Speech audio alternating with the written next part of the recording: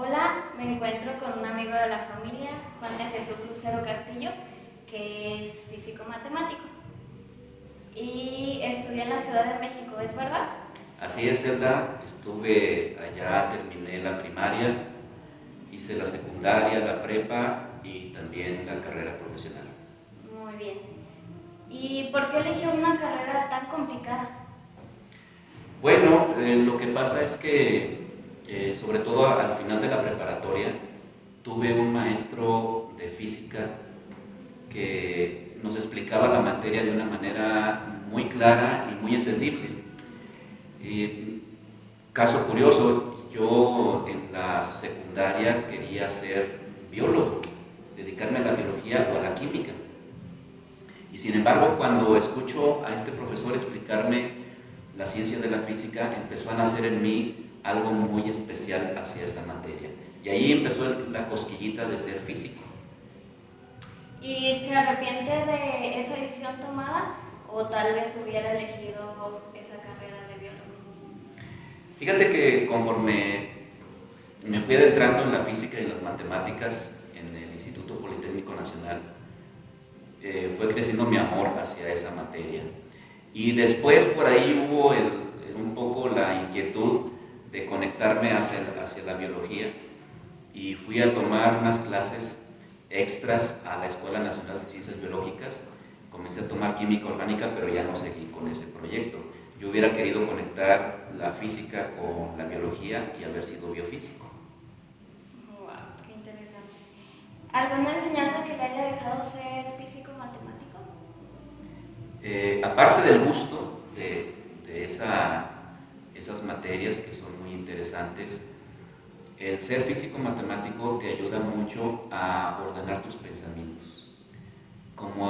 Es una ciencia en la cual tienes que comprobar todo de manera metodológica, sobre todo las matemáticas, el razonamiento lógico es muy importante y eso impregna tu vida y impregna tu mente de tal manera que empiezas a razonar todo. A veces tiene también sus peros y sus contras, ¿no? Pero es algo muy interesante. Uno nota que los físico-matemáticos son personas que en su forma de razonar y de enfocar los problemas son muy ordenadas. Bueno, desde niños se nos ha dicho que las matemáticas están en todo. Y quisiera saber si esto es realidad o es solo como una cosa que nos dicen para aplicarnos y todo eso. Bueno, por desgracia, quiero decirles a tus compañeros que nos van a estar oyendo que es cierto. Están en todas partes. Hasta, ¿qué crees? Los libros de filosofía están con sus páginas numeradas, ¿no? Sí. Ya desde ahí hay aritmética, ya hay matemáticas. Pero eso lo que quiere decir es que la vida misma está impregnada de esa actitud. La caída de un objeto a la Tierra está regido por algunas ecuaciones que han descubierto los físicos, aún la ciencia de la medicina para tomar la presión de una persona, la presión arterial, usan matemáticas. Los químicos, los biólogos, las personas que están en un hospital, los políticos, todos tienen que usar estadísticas, tienen que usar algo de matemáticas y por eso se dice que las matemáticas están en todas partes, pero no hay que tenerles miedo. Todo es cuestión de que alguien te las enseñe y las explique de manera que lo puedas entender. Y eso hace que tu amor por las matemáticas comience a nacer. Muy bien, entonces habrá que vivir con eso. Así es. ¿Cuál considera que fue la mejor experiencia de ser un estudiante? De ser un estudiante, uno diría, bueno, pues que aprendí esas materias, pero conforme ves la vida desde lejos, han pasado los años y veo aquella época de mi vida, ahora que tengo 57 años, puedo decirte que la experiencia más grande es haber tenido amigos, haber conocido profesores que tenían sentimientos, que tenían emociones como cualquier persona, que tenían un lado humano enorme. Tuve experiencias muy hermosas con mis maestros y eso se lo agradezco a Dios que me permitió conocer esa parte de la vida de un físico matemático. Eso me dejó el estudio de las matemáticas. Y son cosas que a veces no aprendemos a valorar cuando estamos es. Bueno, cambiando un poquito de tema, podría preguntar cuál fue la decisión o por qué el cambio un poco drástico de vivir en una ciudad tan grande como lo es México a un municipio tan lejano que es aquí Santiago Pasquiero. Que aparte es un municipio muy hermoso, los invitamos a todos a que conozcan Santiago Pasquiaro. Bueno, lo que pasa es que fue una cuestión personal. Cuando yo termino mi carrera, sucede que mis abuelos estaban ya muy grandes de edad y enfermos. Entonces, en aquel tiempo yo era el único de mis hermanos que ya había terminado mi carrera, ya me había titulado. Y les propuse a mis padres venir a cuidar a mis abuelos aquí. Y esa fue la razón por la que me mudé para acá. Yo estaba trabajando en México, pero me vine para cuidarlos. Yo pensaba que iba a estar solamente un poco de tiempo y los iba a dejar al cargo de alguien, ¿verdad?, que los cuidara. Pero no fue así, fue un tiempo muy hermoso con ellos y me quedé ya aquí en Santiago y aquí me casé y desarrollé mi vida. Bueno, pues creo que fue una causa muy noble. Así es. ¿Actualmente se dedica a lo que ejerció, a su carrera? ¿O cuál es su profesión o a qué se dedica? Bueno, cuando llegué aquí a Santiago empecé a dar clases en una preparatoria y también me invitaron a una escuela profesional a dar algunos cursos. Y posteriormente empecé a dar lecciones de la Biblia a la gente.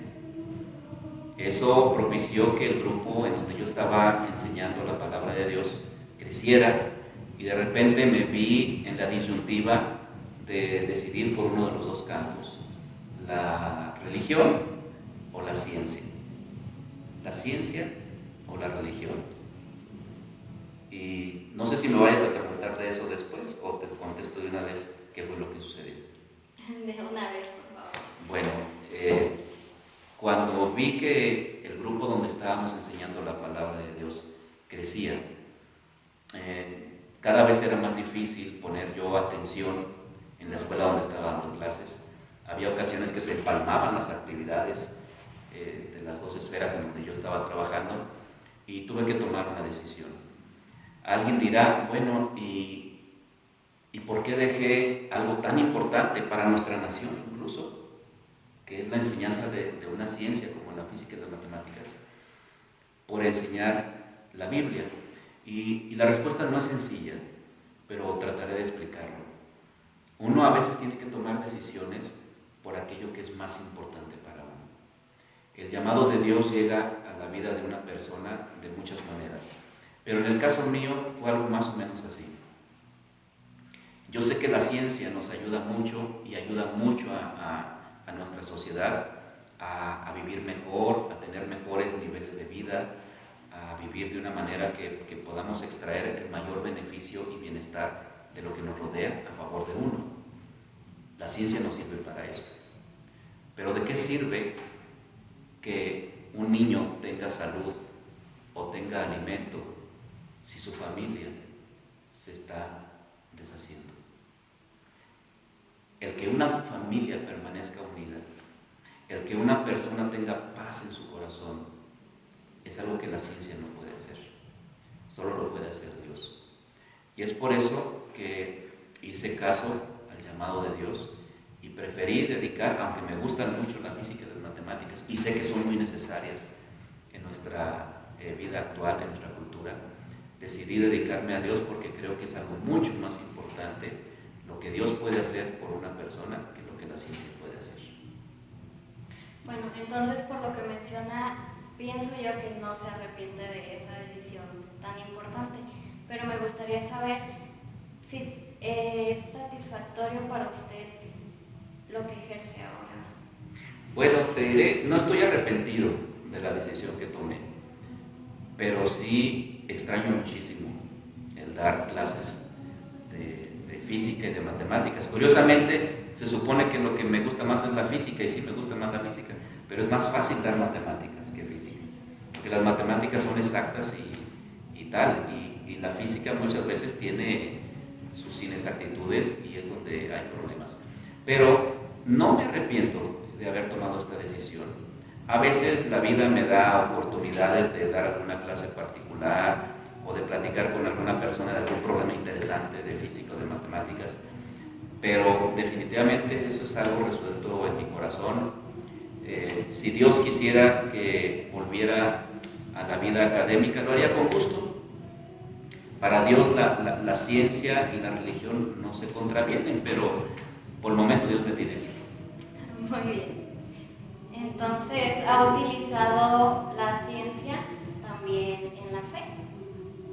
Así es. El hecho de que una persona estudie ciencias hace que tu mente razone de manera lógica y te enseñas a querer comprobar todo según el método científico. Observas, experimentas, compruebas, haces hipótesis y las compruebas. Bueno, Dios también quiere una fe que tú puedas comprobar. Dios nunca pide una fe ciega como muchos piensan.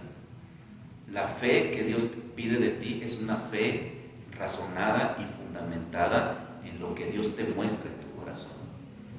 El hecho de que no puedas ver a Dios no significa que no existe. Como el hecho de que no puedas ver el amor no se puede ver. Dame 1 kilo de amor, o cuál es la densidad o el color del amor, no se puede ver, no se puede medir, pero existe. Tan existe que es la razón por la que las personas forman familias. Entonces, fe y ciencia no se contraponen. Lo único que tenemos que saber es saber cómo llegar a cada una de ellas.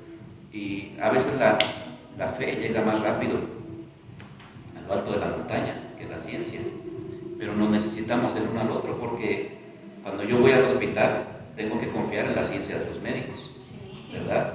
Obviamente me pongo en las manos de Dios sabiendo que Él hace todo, pero yo tengo que usar ciencia en mi vida diaria. Igual los científicos necesitan a un ser, el que los creó, para poner sus vidas en las manos de Él y saber hacia dónde van y hacia dónde se dirigen en la vida. Bueno, me gustaría saber cómo es posible que un físico matemático terminó siendo pastor de una iglesia cristiana.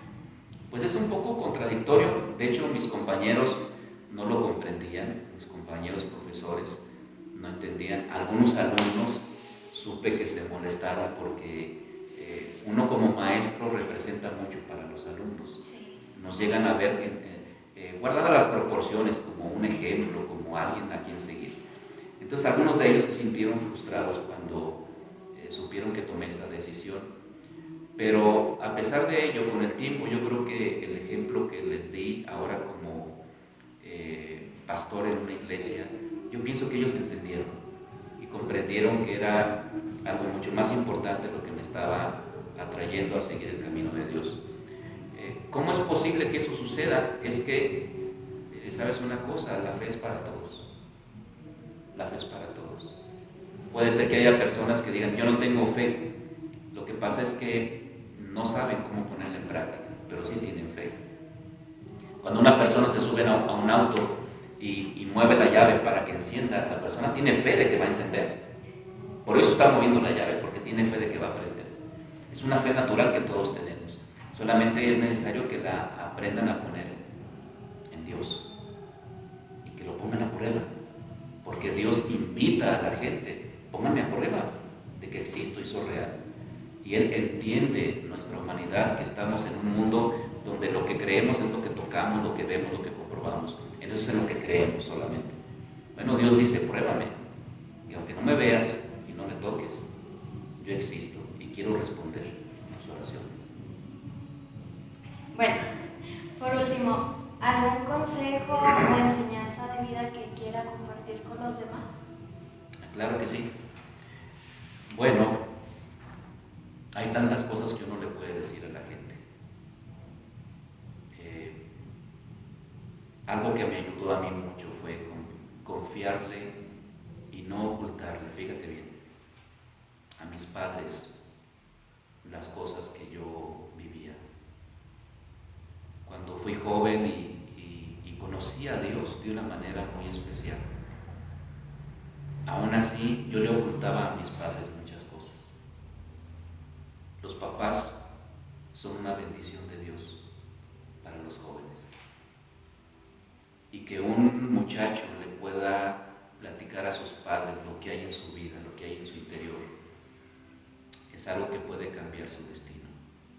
A veces no nos comprenden, no nos entienden del todo porque uno ahora lo ve, y yo a veces no entiendo a mis hijos, me cuesta trabajo comprenderlos, igual que como yo sentía que mis padres no me comprendían.